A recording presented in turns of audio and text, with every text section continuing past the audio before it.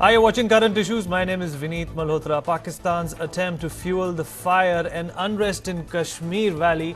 Pakistan has gone into a schizophrenic relationship with itself. Gilgit-Baltistan National Congress Director Senghi Hassan says, whosoever protests against China-Pakistan Economic Corridor project in the region will be charged under the anti-terrorism law. Pakistan is not able to solve its own problems. It is stuck with problems of fundamentalism, deep radicalization, sectarian violence. Pakistan supports groups like Lashkar-e-Taiba, Jaish-e-Mohammed, and that is a universal fact. On the program today, we challenge the dualism in the Pakistani policy, their definition of good terrorism and bad terrorism, and their silence on humanitarian crimes in Pakistan-occupied Kashmir. So the intractable questions are not around Jammu and Kashmir, they are around terrorism. And let us delve deeper into this debate by welcoming our guests who are with me in the studio, Mr. Ved Pratap Vedic, who's a political commentator. So thank you so much for joining us. And we have Mr. Kamar Aga, who's the international affairs expert, and he's with us in the studio. Mr. Ved Pratap, let's start with you. Innocuous and harmless citizens who are protesting against a corridor which will only exploit their resources, and mind you, they will not be benefiting from these resources. Probably China would and Pakistan would. If they protest against this barbaric move by Pakistan, they will be considered terrorist. What do you think of that? Is that insane or not?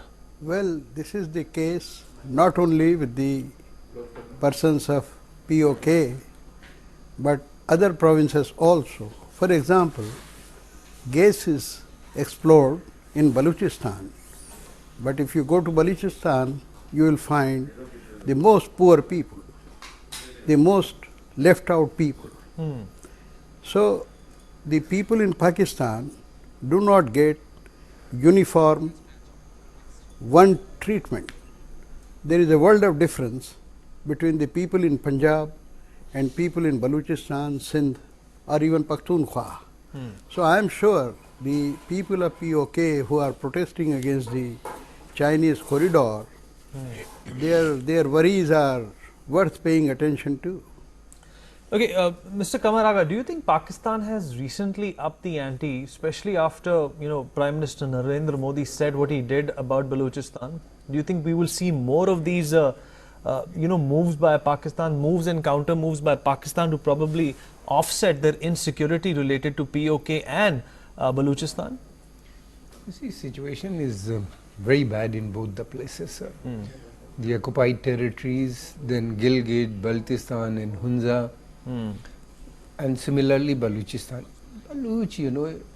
Balochistan, they never wanted to be part of Pakistan for the first time, in 47, before 47, they said no. They think they are a complete nation. They were very happy when they were part of India. Right. But when the Pakistan came into existence, at that time they feared, from the Punjab, dominant Punjab, Pakistani Punjabis. And they realized that in the name of Islam, they will be dominated by the majority community or majority population of Punjab people, who are dominating in army, who are dominating in other institutions of these states. So they had this fear, and they said, no, we would like to have a separate nation. Negotiation continued with them. Jinnah personally went over there. There were 4 states within the Balochistan. Right. All of them said no.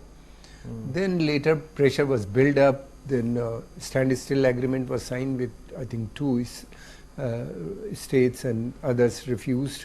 Then in the end, Jinnah realized that they will not join the union. And then they invaded them. They invaded in 1948. The country was occupied by the forces. So it's an occupied, and since then they are fighting for independence. Right. And they always look towards India for support. So we have a very old relations with the people of Punjab, Balochistan, who always look towards us. But we never, been able to support them because of various different reasons, Now the situation has come, the human rights violation have increased to many-fold. And then, the killing of Bukti, Nawab Bukti, was a very Akbar Bukti, Right. was very significant, and situation is day by day worsening. What has happened over there? Then, situation is equally bad in occupied territories, Gilgit, Baltistan and Hunza, where the majority community, is being marginalized, number one. Number two, large number of people from other states are being brought in that area, especially Gilgit, Baltistan and Hunza, where the local population is now almost become equal, or some say, it has reduced. The number is, demographic shift is taking place over there. So these conditions are there. These are the territories which belongs to India. They are part of. Okay, since you give us some stats, let me tell you a bit about POK. There are 45 lakh people over there. They only have 5 universities, not many schools, probably a handful.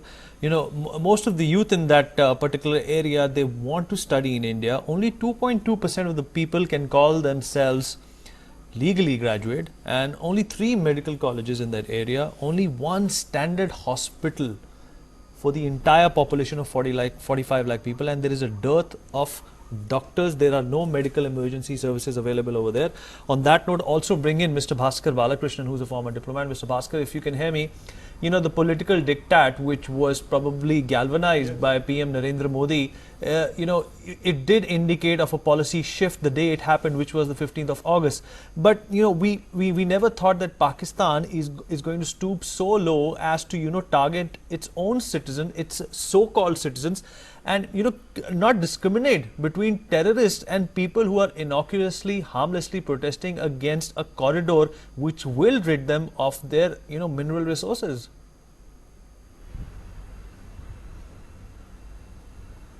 Well, yes, I think the Pakistani reaction shows how sensitive they are to what is happening in Balochistan. Now, if you look at all the development indicators, you will find that Balochistan has been totally neglected. For example, infant mortality is 170, almost double the national average. Literacy is around 20%, and all the indicators are abysmally low. So as far as development is concerned, Balochistan has been totally neglected, and it's a 44% of the area of Pakistan. So it is not surprising that there is a lot of resentment in Balochistan against the Pakistani government. And for this, Pakistan is to blame itself.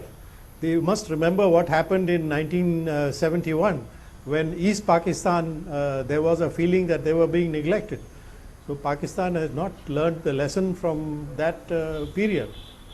So their sensitivity is understandable, and I think they have to do some thinking about how to at least give Balochistan a minimum level of development. Okay, let's also get a caller in. His name is Priyojit Dev Sarkar, and he's a political thinker as well as an author. He's written the book called The Last King of West Pakistan, and he keeps a close eye on what ensues and transpires in that particular area, though he is from Bangladesh. Priyojit, thank you so much for giving us a call from all the way from London. What are your thoughts about Pakistan coming hard down on people who give us slightest of a hint that they are not happy with the way things are proceeding in Pakistan? Hi, Vinay. Thank you for having me on the show. And just to let you know, I'm from Calcutta, not Bangladesh. However, my book is based on East Pakistan. And in regards to your question, I would like to say that I heard that you said that, and other panelists saying that the Pakistani government, which is the army, to be honest, does inflict a lot of torture on its citizens. And this is not from, now or for the last 10 years. If you look at 71, the Urdu-speaking Biharis in East Pakistan, who were a very minority in number, conspired with the Pakistani armies in the massacre of the Bengali-speaking Bengalis of East Pakistan, today Bangladesh.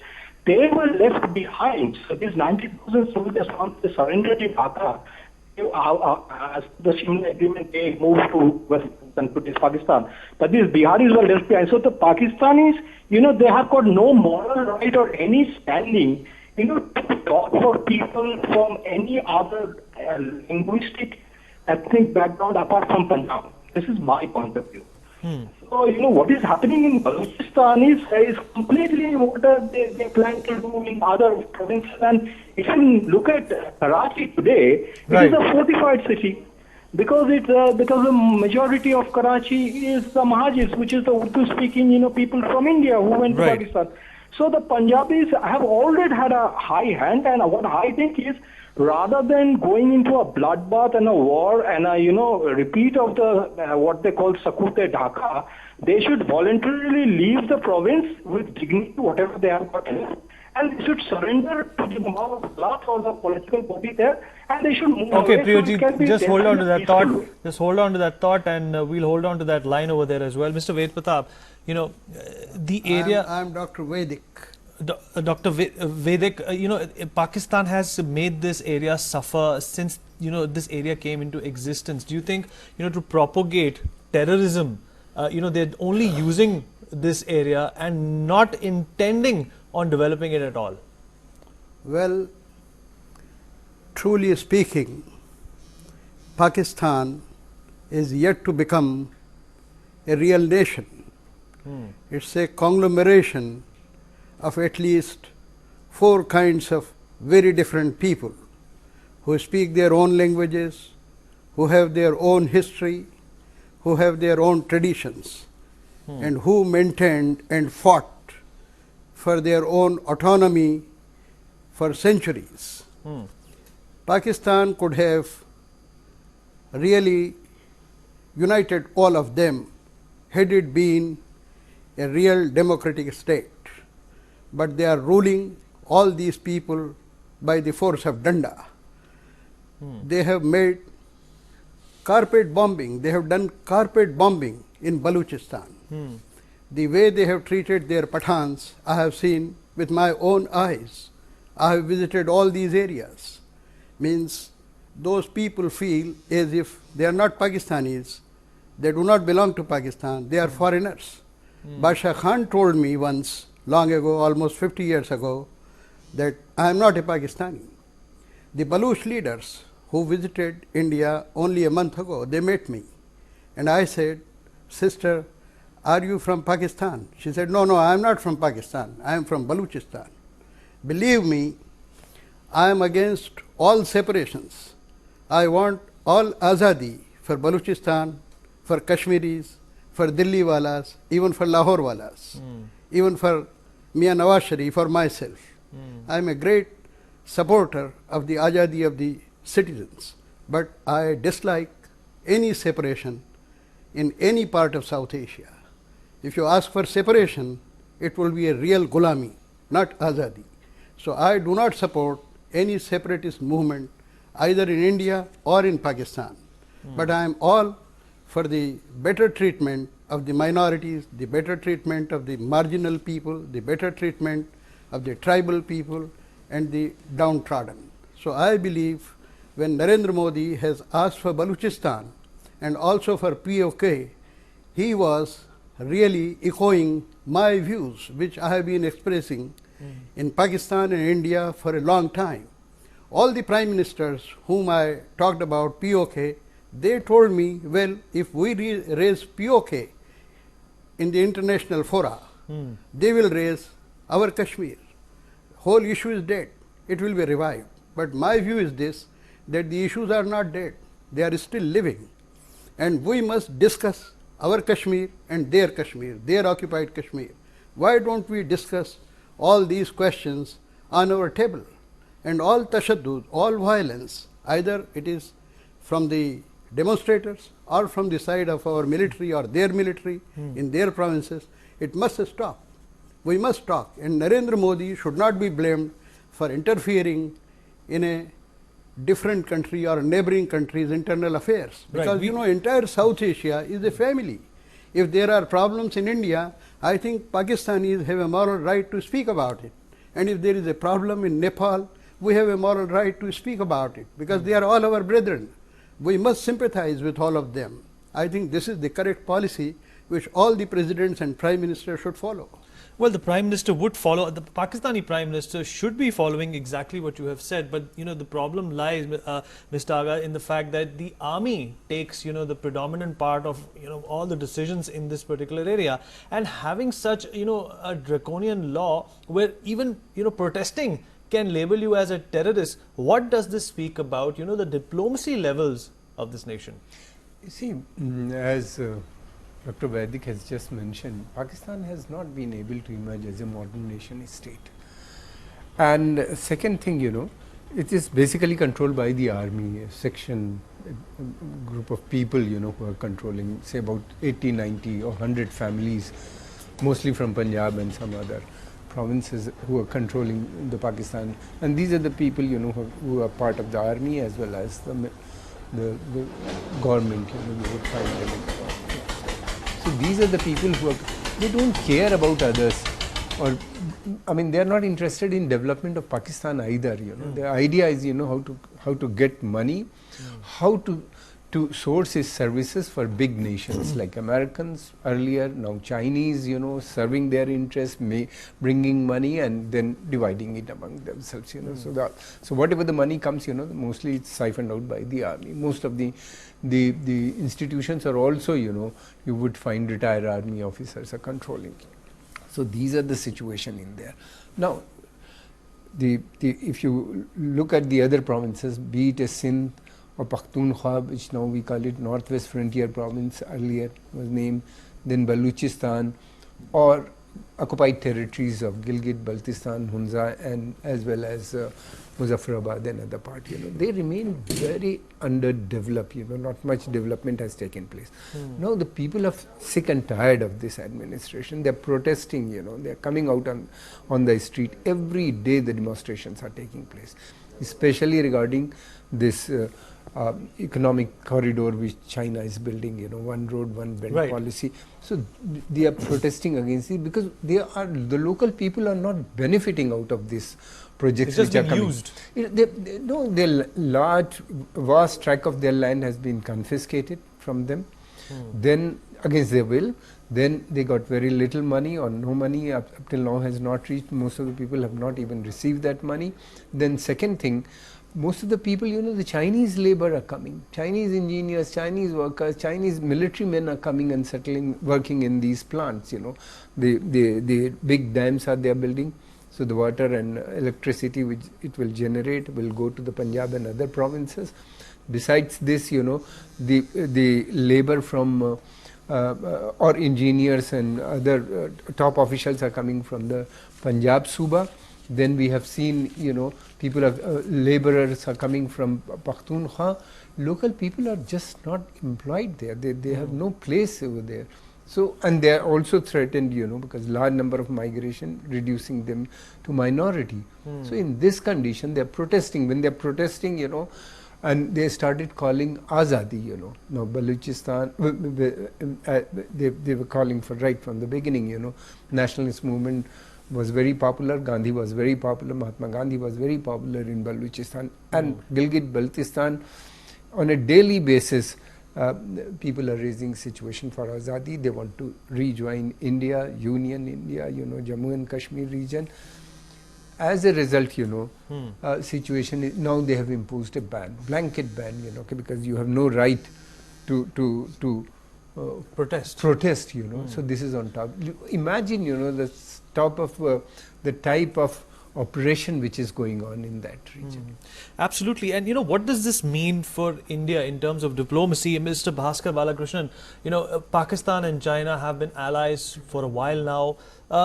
Could it be that Pakistan, through this act or this move is trying to achieve an ulterior motive, and that is to vex Indian diplomacy efforts, because we have been trying, to get China also to approve a few things that we are very keen on. Do you think this collaboration between Pakistan and China and, the intent to punish the locals who are against it is probably another move by Pakistan just to vex the Indian government? Well, Pakistan all along has followed a policy, being a smaller country. At first it tried to use the US as an ally against India. And then now it is turning to China as a strategic ally to counterbalance India. So this is part of the strategy of Pakistan, and we in India have to take note of it, that this is really a strategic alliance, and the two countries are working closely together on issues which are of importance to us. So we have to counter this threat. Now, whether the new projects will actually benefit Pakistani people, it remains to be seen. These are very, very big projects, and they have been pushed through by the Chinese leadership with not much discussion with stakeholders. They have just decided that they will do these big projects. In other countries where such big projects have been sort of pushed through by the Chinese, they have run into difficulties. Pakistan is going to have to take a very heavy loan to finance these projects, so this will tie down its future economy also. So it's still early to say whether these projects will actually materialize and whether they will give the benefits which are so supposedly to accrue to the people. Okay, Dr. Vedic, it's a bit of an irony, that a country which is considered, by the international community as the epicenter of terrorism goes on and imposes, the anti-terrorism law against innocents. What you mentioned about, harmony and peace, in South Asia, but what about, the international community, and how will it view Pakistan's stand on Baluchistan and Pakistan occupied Kashmir when they go on and do something so atrocious? Well, let me first of all say about our own policy towards these two parts of Pakistan. Our Prime Minister has not said that he believes in the separation of Baluchistan from Pakistan. He didn't say this. He only appreciated their things which were offered Shouldn't to we him. be reading between those lines? Yeah. No, people presume that we are going to support Baluch people. But why go out of your way and mention? But why go out of your way and mention? There is an inference there, definitely. No, it is an argument. It should be seen as an argument from the Indian side. You see, they say they are weeping over Kashmir. So we say in Kashmir, if there is some violation of human rights, see, look at your own Baluchistan, look at Gilgit, look at Iskardu, look at Pakhtunkhwa. What are you doing there? Carpet bombing. Where are the human rights in your portions of the country? So that is what Narendra Modi has argued. He has not said that we will support Baluchistan separation or anything. So Pakistan should not get so much of, you find the statement yesterday, the Pakistani Foreign Office spokesman, they are so unnecessarily agitated. First. Secondly, you raised the question whether what Pakistan is doing to its people is right or not. It is patently wrong. And not only we, even the Americans who have been giving a lot of succor to the Pakistanis, they are criticizing them. They have stopped their aid. They are pressurizing them to come down. They are pressurizing them to speak to India. And every day they issue statements. So I think Pakistan has been cornered internationally. And even China, you take Chinese position. There was a time, in 1963, Pakistan ceded lots of parts of our Kashmir under an agreement to China. And China was quite vocal about the independence of Kashmir, and all those kinds of statements used to be issued during Mao Zedong and Zhou Enlai's time. But you see, what is the Chinese policy for the last 10 or 12 years? They are trying to keep themselves away from this dispute. They say both should talk together. They don't interfere. Chinese are not saying that the Kashmir is Pakistani. They don't say it. Now, so Pakistan has... Neither are they saying it's Indian. Pakistan has jeopardized its own diplomatic position all over the world. You don't find even Saudi Arabia is not supporting them as vocally, as vociferously as it used to do it. So Pakistan is in a deep corner. They have a lot of financial problems. They have a lot of problems between politicians and the military. So I personally feel that Pakistan, the best policy for the Pakistanis is to initiate talks. Okay, well, on that note, we will have to end the show, but nevertheless, it was a very, very engaging debate, and I would like to thank our guests for coming in and sparing time. Mr. Bhaskar Balakrishnan, thank you so much for being here. Dr. Vedic and Mr. Raga, thank you so much for joining us. And of course, last but not the least, Priyoji, thank you so much for giving us a call. That is all we have on current issues. We will see you later. Take care.